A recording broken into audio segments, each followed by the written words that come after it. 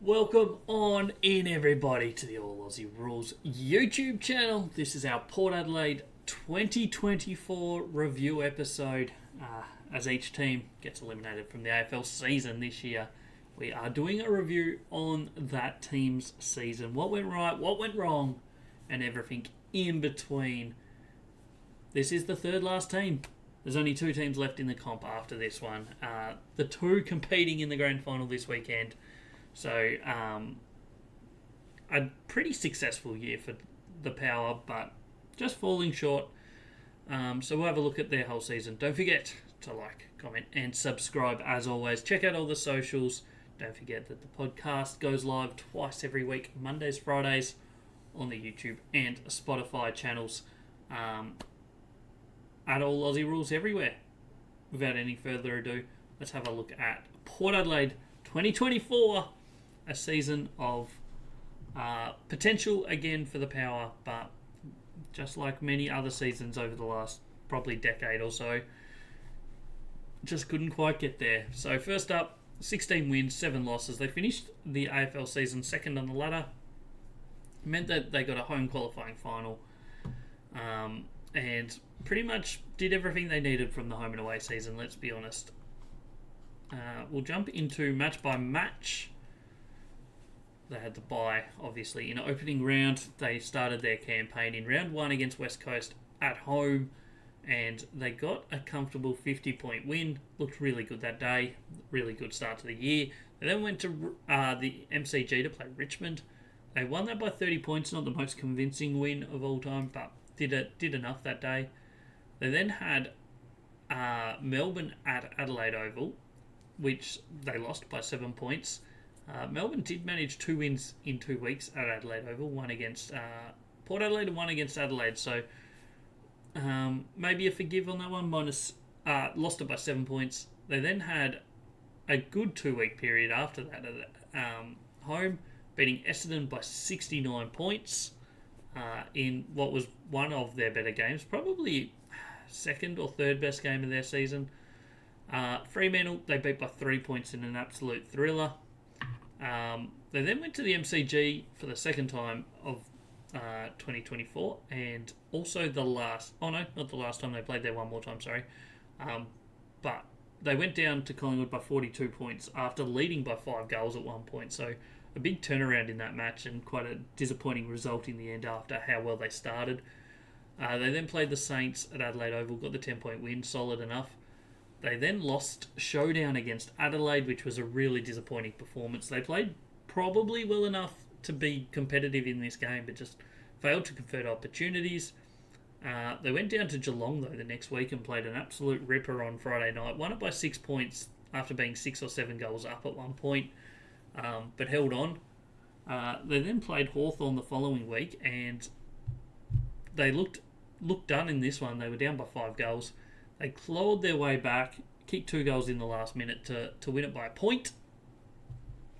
They then went down to Hobart, played North Melbourne, comfortable 59-point winners. They then played Carlton at Adelaide Oval right before the bye, and they lost it by 36 points and were really dominated in that last quarter, basically. They were right in the game for the first 3 quarters. But yeah, just didn't have enough to do in that last quarter. GWS, straight out of the bye, got them by 22 points, and this point it looked like Port Adelaide might be starting to collapse a little bit, because then the following week they got absolutely smacked by 79 points by Brisbane at home. This was when the sack Ken Hinkley chants started from the Port Adelaide faithful, and at this point they've only lost 6 games. It's not the end of the world for them. They then get on a run. They only lose one more game in the home and away season. They beat St Kilda in Melbourne. They beat Bulldogs by 48 points in a really convincing style at Adelaide Oval. They then went to Gold Coast and lost to them up there, which isn't the worst loss. Gold Coast at that point hadn't lost a game at home. They then comfortably took care of Richmond. Went to Melbourne with a really good win over Carlton at Marvel by 14 points, just to really give them some momentum. They then played top of the ladder Sydney in Adelaide and beat them by 112 points after kicking the first 70 points of the match. I think it was 71-0 at one point. Most absurd match of the year, without a doubt. Sydney, up to that point, I mean, they weren't in the best form at that time, but up until then had been really good. And they're playing off in a grand final now this week, so what a crazy season that's been. They then played Melbourne, beat them by 2 points at the MCG. Melbourne not in the best form at this point. They then went and had the second showdown. They got their revenge, 22-point winners over Adelaide. And then Fremantle was their final game of the year over in WA for the first trip over there for the year, first and only. And they looked pretty good there. They won by 20 points. It was a game that ruined Fremantle's season. Freo needed a win to make finals. They were unsuccessful. And that's how this home and away season finished. Finished second on the ladder. Looked good, certainly in the second half of the year. Some really good form. So week one of the finals, played Geelong at home, qualifying final, and they were destroyed. The first half was entertaining. A lot of good goals. Coming out of half time, Port Adelaide didn't give up. Didn't put up even a little bit of fight. They lost it by 84 points. Were absolutely destroyed in every facet of that game. They then got the home semi-final, obviously, for finishing in the top four. They played Hawthorn, and in a bit of a topsy-turvy game that could have gone either way most of the way. You can certainly make arguments that either team was the better one on the day. But in the end, Hawthorn went down. Port Adelaide won by 3 points, and they progressed to a preliminary final where they played Sydney at the SCG. And although it was only 36 points, they never really looked like they were in this match. They were kind of 4 to 8 goals down from early on in the second quarter through to the end of the game. So in the end, a bit of a disappointing finish to their season. One where they've now finished in the top 4 2 years in a row and not made the grand final. A little bit disappointing on their side of things. We'll now look at their last 3 seasons. 2022, they went 10-12, finished 11th on the ladder. Last year, as I said, they finished 17-6 in the regular season, finished 3rd on the ladder, went out in straight sets, which was a disappointing finish to their year last year. And then this year, 1 less win, 16 wins, 7 losses, but finished 2nd on the ladder before failing again in finals, but at least getting 1 win this year. Looking at their players used, a lot lower this year, 37's around about the AFL average, so a little bit below that this year, whereas the other 2 years are about average. Age-wise, they're pretty much identical all 3 years, 25.7, 25.6, 25.7. Their experience went from 104.6 down to 98.9, back up to 100.4 this year. So, starting to get on in terms of across the AFL. They've still got plenty of young players, but certainly heading towards the top higher age and experience bracket in the AFL. We'll now jump into all the stats. We're not going to look into all of this. A lot of reading there, a lot of numbers. But key things are their points for and against certainly went the wrong way this year. Mainly their points for, dropping 9 or 8.5 points on last year. Points against stayed about the same. Accuracy, they're the least accurate team in the AFL. 42.6%, which is atrocious. In front of goal. Cost them games, no doubt, about it. It's an area that they need to improve for sure. The disposals count went up this year compared to last year. Plus 8 disposals this year, 4, and minus 9 against. So a big swing in total disposals, this year. Inside 50 count, stayed about the same. They really dominate the territory battle. Rebound 50%. Improved. That was a good number for them. Meters gained, basically identical to last year. No difference really. Turnover game, they lose in terms of raw numbers.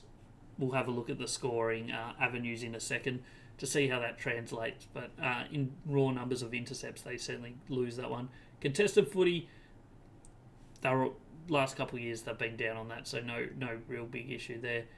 Uncontested footy, they certainly improved that area this year. Clearance-wise, they're pretty solid. They were in the top 5 or 6 teams in total clearances. Forward efficiency was outstanding this year. It was last year as well. It's probably one of the areas of greatest skill. They really managed to get shots from most or over half of their inside 50s, which is an outstanding return. Tackle game, they're one of the best in the comp. I think they ended up third or fourth in tackle differential for the season, so really good numbers there. Also, tackles inside 50, they really bring that forward pressure.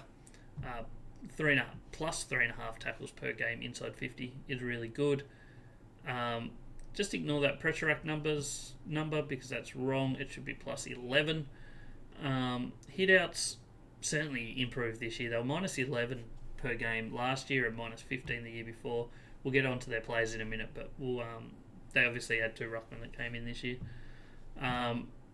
So really turned that around. However, that hit out to advantage number is also wrong for against. Should not be 25.2. But yeah, hit outs to advantage still needs a little bit of work. But their raw numbers of hit outs certainly improved on what they did last year. Their ruck work was a lot better this year, but still could do with a little bit more improvement, I think. A look at the score sources. Really improved from kick-ins. 5.9 points per game from kick-ins is really high compared to the AFL average. They also concede 5 a game, so defensively not the best, but certainly offensively is good there. Scores from stoppages, they're plus 5 on their opposition, which is pretty similar to last year, but just lost 4 and a bit points in that area.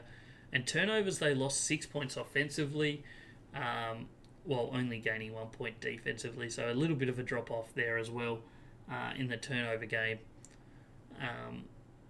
Which, I mean, they don't get that many intercepts compared to their opposition, so it's not surprising that, I mean, they're minus 0.4 points from turnovers per game. It's probably an area where they need to tidy up a bit if they want to probably really push as one of the top 2 or 3 contenders in a season. I mean, they finished 3rd this year, but it's probably why they don't make a grand final, in all honesty. Yeah, you don't want to be conceding more points than you're gaining from any score source, but certainly turnovers. Defensive half, they really transitioned a lot better this year, plus 7 points there, but their ability to get scores from forward half source, not great, minus 14. So that's a big loss there. Their centre bounce scoring stayed about the same as last year, but defensively certainly improved. We'll jump now into some of the players for 2024. So these are some of the key players that missed 5 or more games. Sam Powell-Pepper missed 23, which pretty much most of their season. Missed the start of the year through suspension, came back and then got injured only a couple of weeks in. So really rough season for him. Ivan Soldo missed 18, most of them due to not getting selected.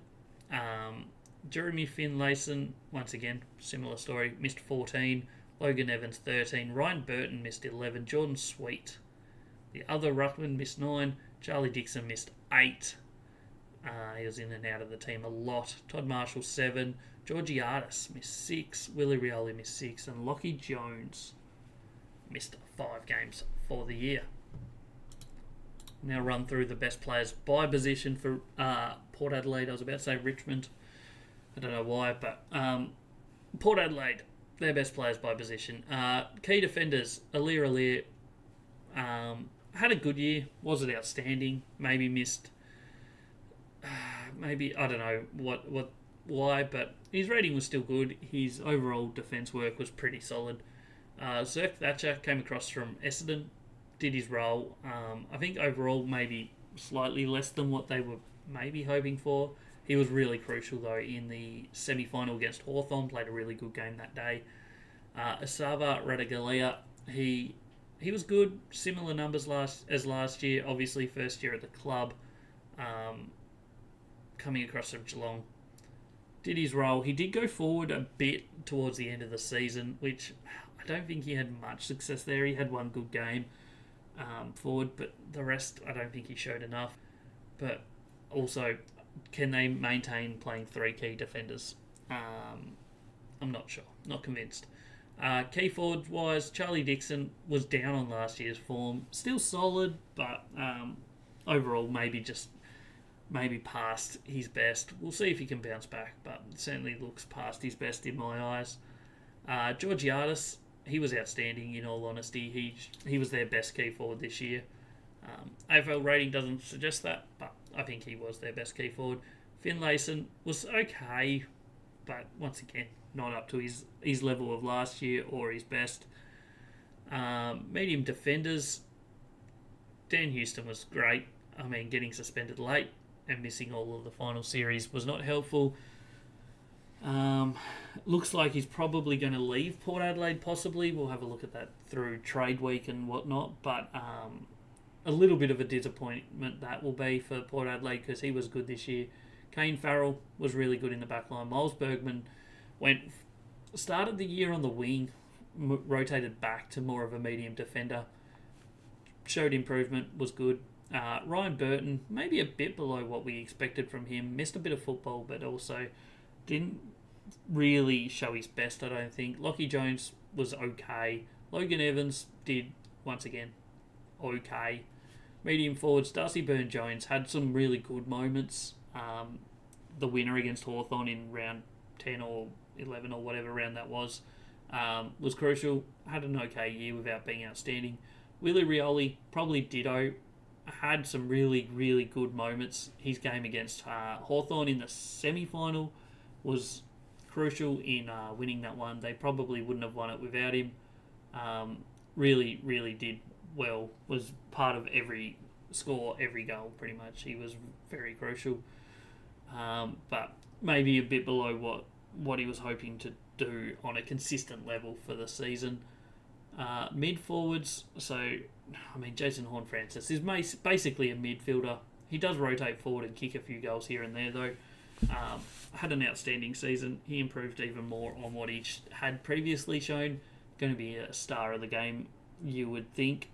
He's just got a few areas of his game to work on, maybe defensively and maybe his tank a little bit, but overall really good player. Jackson Mead showed improvement, played all 26 games, which is a pretty good return from him.